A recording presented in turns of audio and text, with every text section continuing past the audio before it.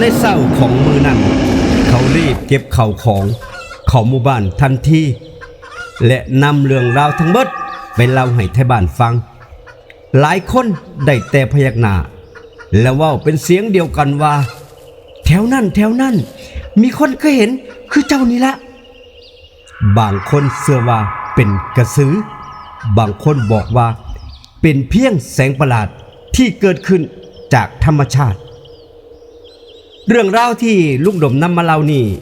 เป็นเพียงเรื่องเล่าที่ถ่ายทอดต่อกันมาจากปากต่อปากบ่มี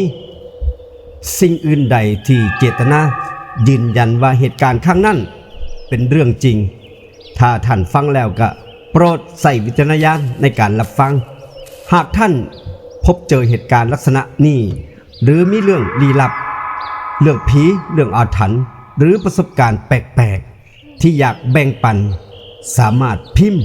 เล่ามาได้คอมเมนต์มาได้ลุงดมจะนำเรื่องของท่านมาเรียบเรียงและถ่ายทอดในคลิปต่อๆไปขอบคุณทุกท่านสำหรับการติดตามกดไลค์กดแชร์กดติดตามแล้วพอกันที่ช่องลุงดมเล่าเรื่องผีทั้ง3แพลตฟอร์มขอบคุณห้องบันทึกเสียงรถทัวร์เรคคอร์ดเล่าโดยลุงดมเล่าเรื่องผีลาทุกท่านไปก่อนไปเจอกันที่3แพลตฟอร์ม3แอปสวัสดีครับ